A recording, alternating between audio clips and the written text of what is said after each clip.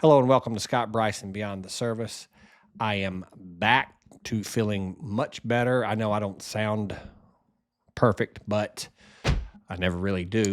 Um, but yeah, last week I was super sick and I came up here and did a podcast. I guess it's been a week and a half ago, 2 weeks ago now. But anyway, we dropped a podcast. Well, you normally drop them on Fridays, but it dropped on Monday, the week before Thanksgiving. So we're going to try to get back into our battle rhythm of dropping them. I think we're going to stick with Fridays. I don't know. I got to circle up with the boys and see what they think is best. Last week's last podcast was probably I feel like it was probably the worst one I've done. And I started in August of 2024, even though I was fat and I didn't know at all what I was doing. I think those were better than the one I did last week. The good thing about having an honest wife is she's honest in all things. And she said, "Yeah, it wasn't very good." I should have not come up here. I didn't feel good. I wanted to get something in because I didn't want to go a whole week based on the algorithms and all that crap that I don't really understand from YouTube or whatever. But anyway, I did it and it wasn't very good. So I promise that tonight's will be better. At least I hope it will be. It doesn't have anywhere to go but up. But I wanted to just say this. I have a little bit of good news. I'm going to be retiring again. I will do a podcast on that later when I officially leave the agency I'm with now. I retired once, as you know, from the Secret Service, and I've been back in law enforcement. So I've got a total of right at 30 years and some change as a law enforcement officer, and it's just time. I got offered a job out of the blue, wasn't even looking. I feel like it's a blessing from the Lord, and I'm going to take it. And so I'm excited about that. I'll do a podcast on that later. But I said that to say this. I'm going to do tonight's episode is going to be on how I kind of, I know you guys are always liking stories and things, and I'm going to tell a story about how I got into the Secret Service and kind of what the impetus to that was, and how it's important to stay in the fight. It's not a matter of, if you get knocked down, it's a matter of when. And then how do you respond? Do you lay there and suck your thumb and feel sorry for yourself, or do you get up and fight? You know what I mean? And so, I'm a fighter. I mean that like metaphorically. I'm not some tough guy. If I got an octagon, I'd get my ears boxed off pretty quick. But I just, I believe in that never quit attitude, that mindset that, oh gosh, I'm drawing a blank now. What's wrong with me? Marcus Luttrell, team never quit. I love that guy. I love his story. And, even before he came along, years and years ago, if you guys might be too young, some of you remember, and some of you are too young to know, Jimmy Valvano was a basketball coach at North Carolina State, and he died of cancer, I think it was. But he was talking about never quit, never stop. Just don't give in. Never stop fighting. And there's a really highly motivational video on that, and I think it was like the 1993 SBs or something. It's way back, and Dick Vitale had to help him get off the stage and stuff, and Jimmy V was talking about, fighting and not giving up, and it's just very motivational. So I gravitate toward people like that and stories like that. What I want to share with you guys tonight is, I don't know who's watching this. There's probably like 15 people watching it. There's not 15,000. I do know that. So, listen, I joke around because I think you have to be able to, you can't take yourself too seriously. And I think we do take things seriously sometimes. You have to. Like, I had a serious job for serious people for a long time. And I think law enforcement in general is that way, and firefighters and first responders. You have to be able to have, we all kind of have a dark sense of humor, but you have to be able to let your hair down a little bit, and, my wife jokes sometimes and says that, like I'm her fourth child. And then, some of my family members have said, I can't believe you used to guard the president because I'm just a goofball. But I think it's just my outlet. It's just the way I kind of let off steam or whatever. And I used to do that with alcohol, and I've pretty much quit doing that. I'm not going to sit here and say I'm a teetotaler, but I haven't had alcohol in a while, and feeling pretty good. I realized that it was just poison, and I didn't really do it from a religious perspective. I just did it more from a health perspective, but I'm not here to talk about that, whatever. But I don't know. I just say things as they come to my mind because I think it's important. Like I'm just trying to be transparent. Like I used to cope.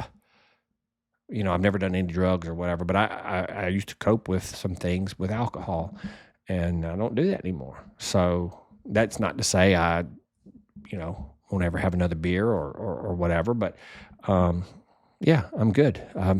Don't need that mess. If I want it, I'll take it. If I don't, I won't. It's that simple. Whatever.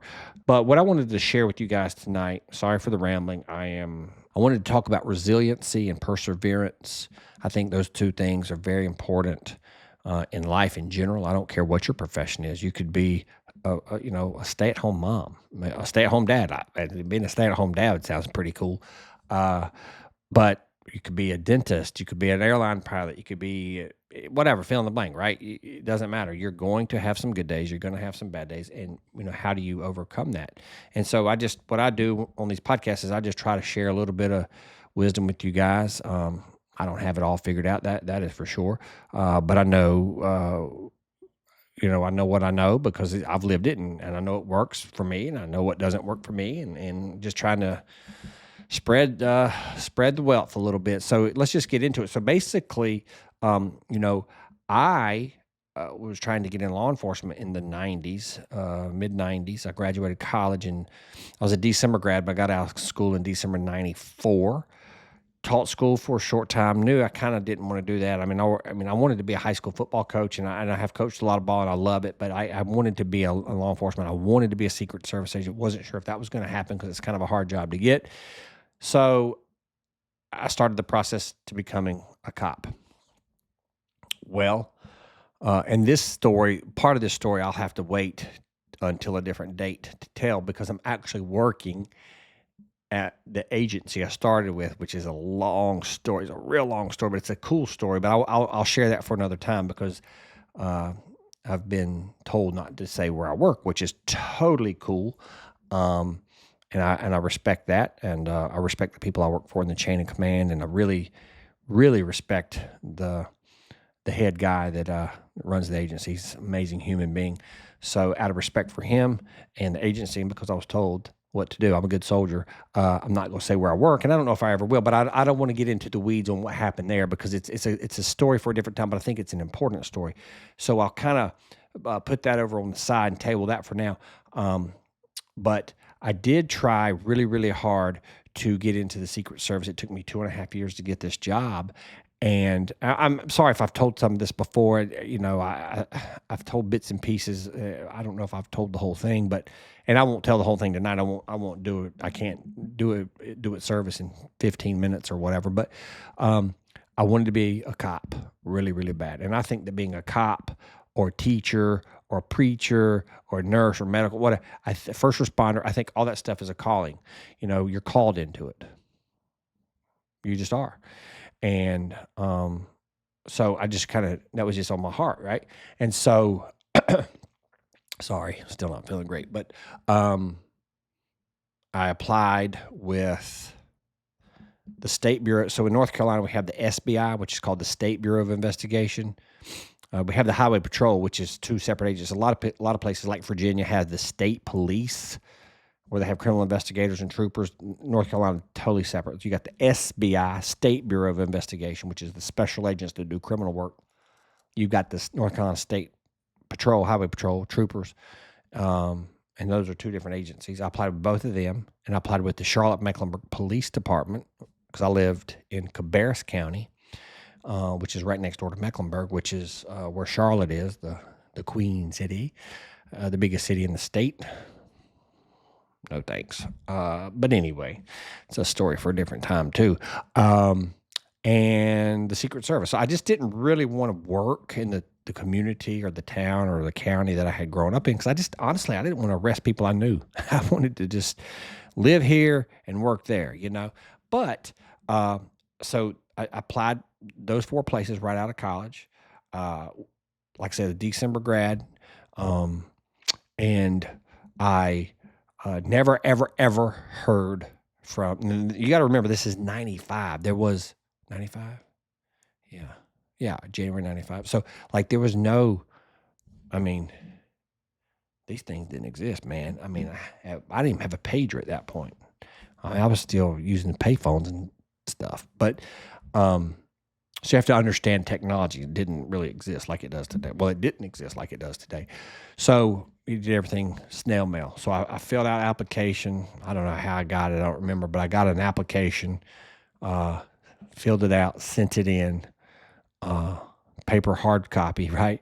And never heard a peep from the SBI, not to be confused with the FBI. Never heard from him ever. Ghosted. And then I had an interview with the Charlotte-Mecklenburg Police Department. And my first initial interview was with two people. And I was 23 years old, and I answered the questions honestly, and it bit me in the butt because I didn't say what they wanted to hear. They're like, what do you want to do, Mr. Bryson? I want to save the world. I want to be on a SWAT team, and I want to be in vice and narcotics. Yeah, they're looking for community policing back. You got to remember, this is the Bill Clinton era, and it was kinder. You think it's kinder, gentler now? Well, it is, but it started way back then. This DEI crap started a long time ago. So I was politely told you could reapply in a year. No offense to the Charlotte-Mecklenburg, the police department, because I have friends that work there and work there now. In fact, the chief of police, he's about to retire, Johnny Jennings, played football with him in college. Awesome human being. Awesome dude. There's some other, Kurt Voorhees was a captain. He retired as a captain. He was on the SWAT team. He was a fraternity brother. There's some amazing human beings over there. I just wasn't what they were looking for. Whatever, timing, whatever. So it's fine. God's will be done, whether we like it or not. And he was protecting me from who knows what. And I didn't like it at the time, but everything happens for a reason, and I am good with that. Sometimes it's a hard pill to swallow, but if you believe the way I do, then you know that he's got your back all the time, even when you think you know better. So, SBI swing and a miss, CMPD swing and a miss, Highway Patrol went through the process, got all the way through the process. Now, at the same time I was going through the Highway Patrol process, I was going through the Secret Service process. Now, I did not pass the Treasury exam. So once upon a time, the Secret Service, which was founded in 1865, for all you nerds out there that care about stuff like that, we were part of the Department of Treasury. It's now the Department of Homeland Security, but nevertheless, we were part of the Department of Treasury back in the day. And there was this very hard exam called the Treasury exam, which I did not pass because I have never been good at passing standardized tests. I failed it by a few points, whatever, but guess what? Passing is passing and failing is failing. So come back in a year, kid, which I did. So that process took 2.5 years. It should have taken 1.5 years, which is still a long time. But that's why it took me 2.5 years, because I had to retake the Treasury exam, which I passed the second time. I like to do things the hard way. And insert sarcasm. And then during that whole process, I was going through the Highway Patrol process. Slow too, not quite as slow, but pretty slow. Very thorough agency. Long story long is I'm like, I gotta have a job. This is, I guess, I got out of school in December of '94. I was working from January of '95 to June of '95. So I don't know if probably started that summer, because when summer hit, I'm like, I ain't coming back. I mean, I might be in teaching somewhere, but I ain't gonna be at that school. At middle school, nope. And I'm not gonna say where I was because it was rough. No, thank you. And so I get a job working at Concord Engineering and Surveying. Trust me, this story is going somewhere. If you're bored, I apologize. I'm building a clock, as my wife says. She just wants to know what time it is. I'm building the clock. Sorry. So, was working my minimum wage job with a college degree with a bunch of guys that were just, some of them were cool, but most of them were just kind of, I don't know, they were just rough, whatever. It doesn't matter. I don't want to talk about people, but it was a different crowd of people. And so, didn't love it, but it was fine. And I knew I was, I had been a brick mason. Well, I hadn't been a brick mason, but I had been a brick mason as a laborer. I knew that I didn't want to do that for a living because that is actual work. I needed something that didn't require uh, work, like that. So I'm not afraid of work, by the way. I would like to think that my work ethic is one of my stronger qualities. I do have a strong work ethic, but I did not want to be a manual laborer when I'm like right now, right? So I'm retired and getting a pension. There ain't no pension with that stuff. So I was trying to see big picture. And so one thing led to another. I'm like, holy crap, I'm getting married in a year. I'm engaged. I'm going to get married in June of 96. This is like June of 95. I'm like, I got a year. I got to get going. Still living at home. It's hard going back home. I lived in an apartment or, college for 4.5 years. And then you go home and it's like, whew. My wife was still in college at a different university in a different town. It was technology. There was no technology. It wasn't like I could FaceTime. It was just hard. You had to call on the phone. It cost money. Long distance. That's something you guys probably don't know about. So I had a lot of my money went to telephone bills and writing letters. It just wasn't great time in my life. I was 23. I was back at home. All my buddies were living together over in apartments in Charlotte. I didn't have any money I didn't have 2 nickels to rub together. So that wasn't happening for me. Anyway, I'm like, I got to find a job. So I go to the Concord Police Department. And they're like, man, we don't have anything. I'm like, are you serious? Like, nah, man, we don't have anything. But you might go to the sheriff's office. I'm like, oh, okay. Went to the sheriff's office. Well, they hired me. I guess I just sort of said where I worked. But they hired me, and that was cool. And I'm gonna have to take a tactical pause here and try to figure out how I want to tell this story because I'm not ready to tell it. But went to work there, went to BLET, and it was good. Amazing people that worked there then and now, actually. But I had an offer to go to the Highway Patrol. Well, heck, I'll just let the cat. It's not that big of a deal. I'll let the cat out of the bag, I guess. But so I don't know how they tracked me down or whatever. But the Highway Patrol found me at BLET, which is basic law enforcement training, and they called me and was like, "Hey, do you want to? I'll never forget, man. I'm not gonna say his name either because I don't know the guy, but I remember his name and I remember his face. I'm not going to say who it was because he might somehow see this, and I'm not trying to be rude to some dude I don't know. But he's like, hey, boy, you still want to be a trooper? I'm like, yes, sir. Well, if you do, you need to be down here in Raleigh tomorrow, take your physical. I think that's what he said because I think that was I'd done everything. I had a polygraph. I had the psych eval. I had done everything. I was good to go. So what do? I tell the truth, which I highly recommend, by the way. I could have banged in sick, but I told the truth. I was like, hey, man, I have an opportunity. I need to miss school tomorrow. I got to go down to Raleigh and do this thing. And the guy running the academy was like, man, yeah, I think you should go. If you have an opportunity to be a trooper, very squared away bunch of dudes, you should go for it. The people I was working for didn't necessarily see it that way, and in hindsight, I don't blame them. I really don't. I mean, why would you have a guy on your payroll that was trying to? I get it. But the other side of that coin is, I told the truth. Like, I have integrity. So it cost me my job. Long story short is it basically cost me my job. Like, well, if you go to Raleigh tomorrow, you won't have a job when you get back. And I'm like, well, okay. So go to Raleigh, take the physical, come back, get fired. It's the only job I've ever been fired from. I'm gonna stop there. I mean, I've already said more than I want to say, but it's fine because it was 30 years ago. It is what it is. And the people that did that don't work there now. It's totally different. So I was pissed for a long time, but no more. That ship has sailed, and I am talking about it because I want to, believe it or not, I'm going to make a point. I want to help you, perhaps, if you're in a situation where you're struggling to try to get your career off the ground or whatever. So anyway, lessons learned, right? Lessons learned. Always tell the truth, even if it hurts. Tell the truth.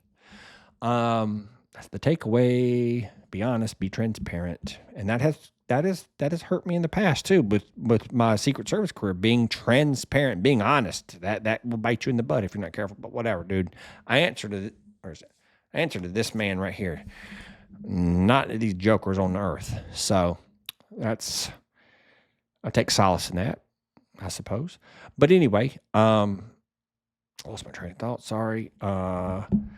Yeah. Let go. And I will pause it there because some of the stuff that happened, it was a little bush leaguey. But again, we don't need to get in the weeds on that. I might tell that later, whatever. It just made my life was difficult. Let's just say it was difficult. Ended up graduating first in the class. Not that it matters. No one really cared then. No one cares now. I certainly didn't care. But I did graduate first in my class. You're welcome. That's coming from a guy who doesn't test well on standardized tests, but over the long haul, I do pretty well. Pretty good sample size of body of work or whatever. Did well. So I was proud of that. Ended up graduating second in my class at the Secret Service Academy, so I was also proud of that.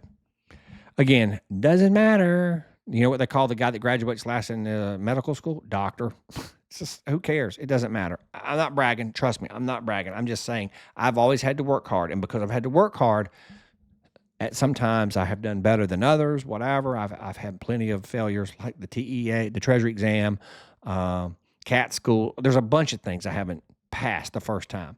It's called resilience, perseverance, whatever little adjective you want to throw at it. You have to be able to get up and keep going. That's the whole mantra of tonight's episode. But I know this. I'm hoping this story is not boring. Half the audience has probably quit watching by now, but it's kind of cathartic to talk about, so it's cool. And plus, at least I'm talking and my brain's functioning a little bit better than it did last week. Was a disaster. We've talked about that. That one sucked. But at least maybe I'm entertaining you. I don't know. I'm sort of halfway enjoying living memory lane. I'm trying to wrap it up looking at the clock here. I don't want to bore you to death too bad. So yeah, I guess I'm going to be a trooper. And my buddies are like, why are you staying in class? I would just go home and I ain't gonna go home and chill out. At least I'm staying in shape. I'm running, I'm exercising, I'm learning the law, whatever. I'm gonna have a leg up or whatever. So thankfully I was smart. I had enough common sense to stay in the class. I'm like, well, what if something happens? Like, well, what's gonna happen? I'm like, I don't know. I don't know what could happen. Well, sure enough, something happened 2 weeks prior to reporting, and I already got my little. They sent me a little packet in the mail, showed me how to, what to bring, what day to report, what class I was going to be in, how to pack my foot locker, all that stuff. Because if you don't know, the Highway Patrol, I think most trooper academies are hard. The North Carolina Highway Patrol Academy is very hard. The attrition rate's high. Pardon me, and so it was really like a boot camp. It was very hard academy, and so I was excited. Had gone to see some relatives for Thanksgiving, came home. Again, it was a Sunday night after Thanksgiving weekend, which just happened, right? So I guess that's why I'm thinking about this. But I got a little Dear John letter in the mail, and it said, Scott Bryson, Highway Patrol. I was like, I opened it up. I was excited. There's more information about reporting, Dear Mr. Bryson, we regret to inform you that your conditional offer of employment has been withdrawn. I'm like, what?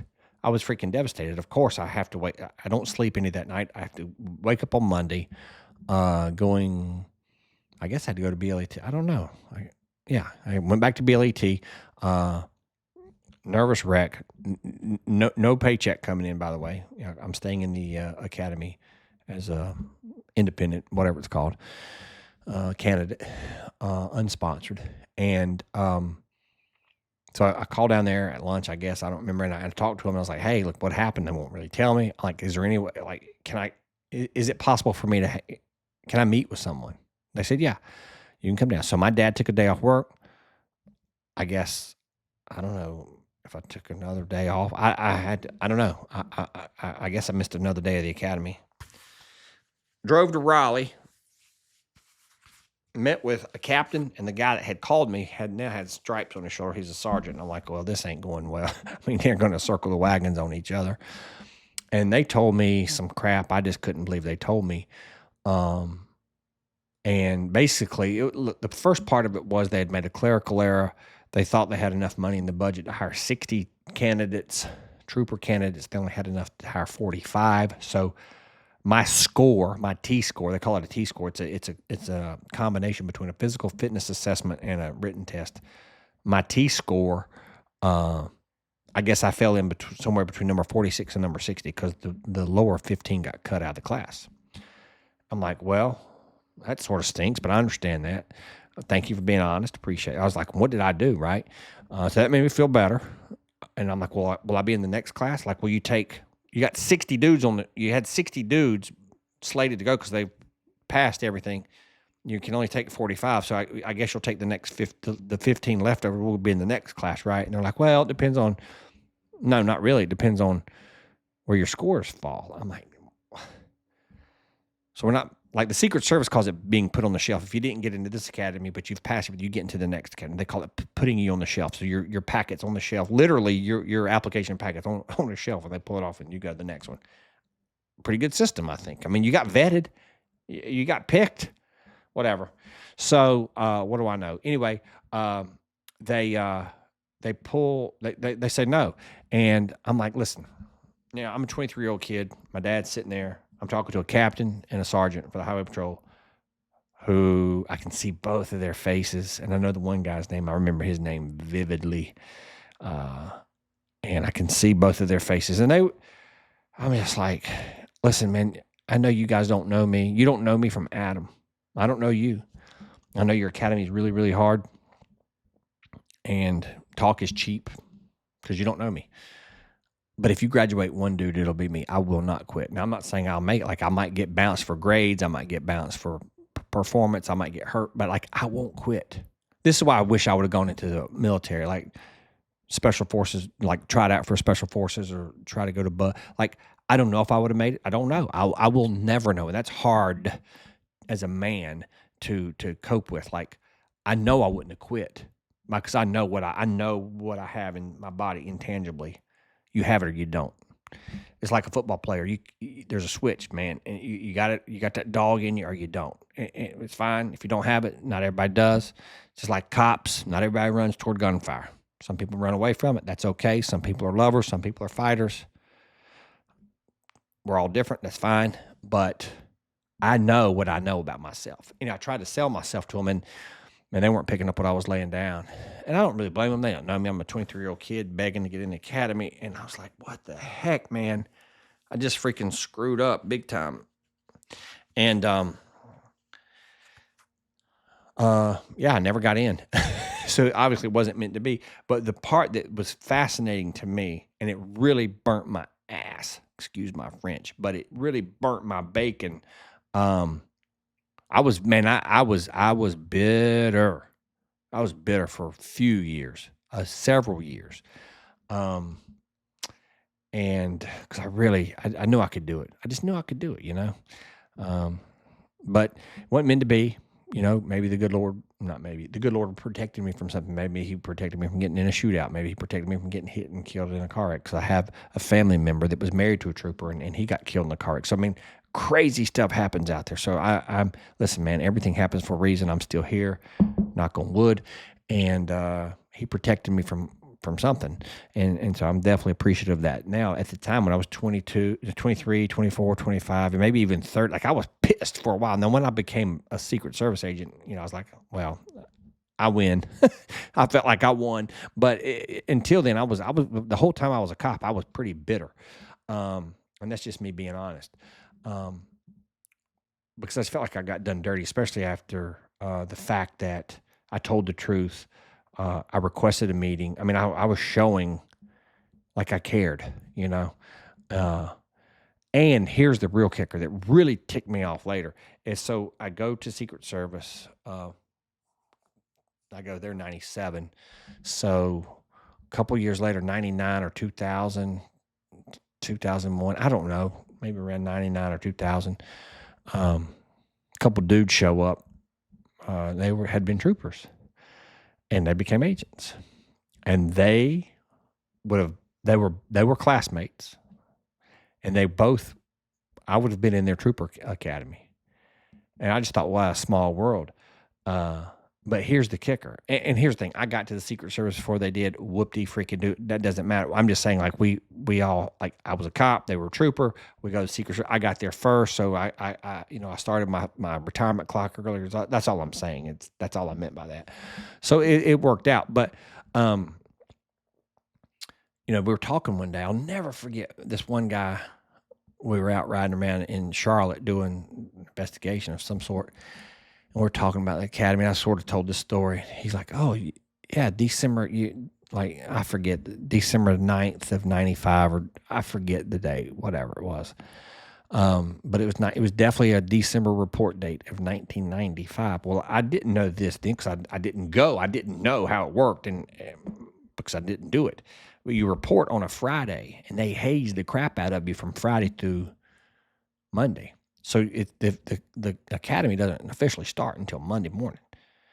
Well, brothers were quitting left and right on Friday night and Saturday. Like guys were like I've heard stories like guys didn't even get out of the parking lot. Like they start screaming at them. So like guys go back in their car and leave. Like there are guys that don't even fall in line.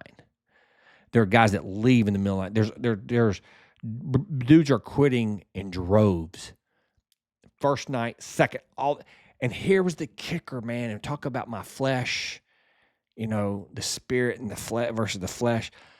Man, I found out through my buddy Don years later. I was an agent. I'd been a cop. Now I'm an agent. I mean, years have passed. 4 or 5 years have passed. And maybe longer. And he's like, yeah, we had guys come. Some guys showed up. A few guys showed up on Saturday and a few guys showed up on Sunday. I'm like, what? Yeah, he said they called in people. Like, I'm like, they could have. Why didn't they call me? I would have. I'm like, I was talking. I mean, thinking about it now, I'm not upset about it. I mean, it is a little deflating, but like, I'm like, oh, it just goes to show it wasn't meant to be. Like, I would have given my, right arm. Not really, but you know what I mean. I wanted to be a trooper really badly, and I called down there. I asked what happened. I drove down there, asked in person what happened, told you, I'm your guy. I'm 100% your guy. You graduate one dude, I'll be the guy standing there. And they didn't have the decency to even call me and ask. I was butthurt. Even then, I got over it pretty quickly because I'm a Secret Service agent and I'm doing my thing. It's fine, but it's the principle, and it pissed me off. And I'm like, this is the gift that keeps on giving. Of course, I'm telling a story now, and I'm fine with it. I don't know if I seem like I'm fine with it, but trust me, I'm fine with it because nothing against my trooper buddies, and I have several guys that I'm really tight with that were troopers. They do a ton of, it's traffic, which the traffic part would have been fine. They do a bunch of traffic accidents. As a police officer, I did some traffic, and I had to do some accident reports, which I didn't really like that much, but I did a lot of stuff, and I'm not saying that troopers they do a lot of stuff, but that most of their stuff revolves around vehicles, obviously. And they get in some high-speed chases, and they catch bank robbers, and they get in shootouts. They're a squared away bunch of dudes. I'm not saying that they're not. All I'm saying is I am thankful for the experience that I had working as a police officer in a city. I can promise you that I was only a cop for 2 years, not long. I locked up people left and right. My FTO was a go-getting machine, and that joker taught me a lot of stuff in a short period of time, and we got after it. I would argue that, in my short time at the city, I probably locked up more people in 2 years than some dudes at certain departments might do in a career, and I mean that. Like, we were getting after it. So nothing against the patrol, super professional outfit, really squared away dudes that work there. I just felt like I got done a little dirty. Looking back on it, like I said, I can see why the sheriff's department or sheriff's office let me go. Totally get it now. I think I should have gotten a little forbearance for being honest. But again, we are talking about me. I am talking about myself. So I see both sides now. I didn't for a while, but I do now. And the reason I share this story with you, this is a long story, sorry, we went a little bit longer than I meant to go, is because I had a really hard time getting started. I had a hard time, man. It was 2.5 years. It took me 2.5 years to get the job I really wanted, which was a career. There's a difference between a job and a career, too, by the way, right?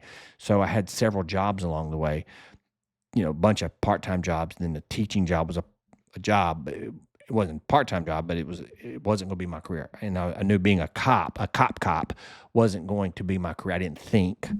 I would have probably tried for the patrol one more time. I think I would have. I don't know if I would have. But by that point in time, I had gotten married and started having kids. Like, by the time 9/11 hit, sorry, I'm changing the subject a little bit, but by the time 9/11 hit, I had 3 kids, and like, I thought, oh my gosh, if I would have been, if 9/11 would have happened in 1991 instead of 2001, I would have 100% dropped out of college and joined something. I would have definitely dropped out and joined something military and gotten in the fight, but that wasn't my path either. So I say all that to say this: God has a plan for your life wherever you are, whatever you need to try to be where your feet are. And that's very easy to say, and it's a lot harder to do. And I'm talking to myself right now too, by the way. Don't get it twisted. I'm preaching to myself because I'm really good at giving advice. It's hard to take because it's hard to do these things. But you got to try to be present. Yes, you have to have a plan. You have to have a long-term plan, right? You also have to have a short-term plan, and you have to be in the present, right? So I say be where your feet are. I think Dabo Sweeney coined that phrase. I'm not sure. I think that's where I heard that before. And he's a very good man. He's a good, solid, God-fearing Christian man. He's a good football coach, even though Clemson is not my favorite team. That's beside the point. He's an amazing guy, an amazing dad and father and husband and coach and blah, blah, blah, and good God-fearing man. So he's giving good wisdom. So like, be where your feet are. I'm pretty sure I'm going to give him credit for that. I think that's who said that. But that's my takeaway for you guys. Just, try to be present, and don't give up. Anything worth having is worth working for. I firmly believe that. If things were easy, if buds was easy, there'd be 1 million seals running around. There ain't 1 million seals running around, right? If it was easy, everybody would do it, whether that's being a college athlete, whether that's being a mom, a dad, a husband, a wife. Like, life is hard. And for me, that's where I get my strength from. My strength comes from the Lord. My joy comes from the Lord. I'm not going to have it stolen by the enemy or any other ding-dong walking around this planet. Because for many, many years and many, many, many years, I let people and things sort of dictate my mindset. Maybe I don't know how to say it, but I took things to heart. Way too, very sensitive guy. My genetics are my genetics. I'm a type A guy. I'm very, type A. I don't need a lot of oversight. If I see something that needs doing, I do it. I don't need to be told. I don't need to be told to do stuff. That's not to say I didn't need management. Of course I need, leadership and management along the way. Need people to keep you on track and stuff. But, my wife jokes with me. She's like, you're just a doer. You need to slow down. Well, yes, there's a time and a place to slow down and think and process, which is what she's like. I'm processing. We are such a good couple because it's like she's the thinker and I'm the doer. So it's like we get it done. We've been married almost 30 years. She's an amazing woman. I love her so much. She is a godly woman, and she gave me 3 amazing godly children. Whether my career went and it ended up going just perfectly fine. It went the way it was supposed to go, and it's going the way it's supposed to go now. I can always tell when God wants me to do something because I generally don't want to do it. Now, with that said, I'm about to enter into my second retirement, and I am ready. I had a pastor friend of mine say one time, like, Scott, what are you going to be 99 years old walking around with a gun? I'm like, no, man, no. But like, I just don't think God was done with me. I know he wasn't done with me yet. And now I think I've I think I've served that purpose. Um, mm, I think I've served that purpose. I hope I have. And now I'm not going to say move on to greener pastures because that sounds rude, but I'm going to go to a different pasture. And I feel like I think I've been blessed with this opportunity because it came out of the blue. And I'm excited about it. And I'm going to keep doing these podcasts, I suppose, if people continue to watch them. Hopefully my numbers will go up, not down. It seems like my numbers have been going the wrong way for a while. We got to get some better content. And that's on me. But anyway, I don't know where you are tonight. And I mean that like figuratively, like I don't know where you're at in your professional career or your family life or your faith walk, or you have one. I would highly recommend that if you're not in church, that you maybe try going to church. If you haven't read the Bible in a while, I highly recommend that you pick up the Bible and read it, because when we're talking to God, He's listening. But when we're reading the Bible, He's talking to us. And that is priceless. So I don't know if any of this made any sense to you tonight. Maybe it was an entertaining story. Maybe you I can't even talk. Maybe you tuned out 3 minutes into it and you don't know what I'm saying right now. Or maybe someone is still watching and they're like, man, that helped. I hope it did. The whole point in this podcast is to help people. Well, I like to make a little scratch on the side, of course. I wish YouTube would pay me a little bit. So maybe that'll come one day. Or get some sponsors. If you work for a company and you're a sponsor, hey, sponsor somebody. I'll take your money. But no, in all seriousness, we do this to help people. I want to help people. That's what I want to do. I know it sounds cliche. It sounds like, bleh, but it's the truth. I really want to help people. I go to an amazing church right now. By the way, members at an amazing church. They preach the gospel, or I wouldn't go there. So there's that. But I also went to another church before this in Virginia, and it's pretty simple. This wasn't their tagline on the bulletins or whatever, but basically, long story short is love God, love people.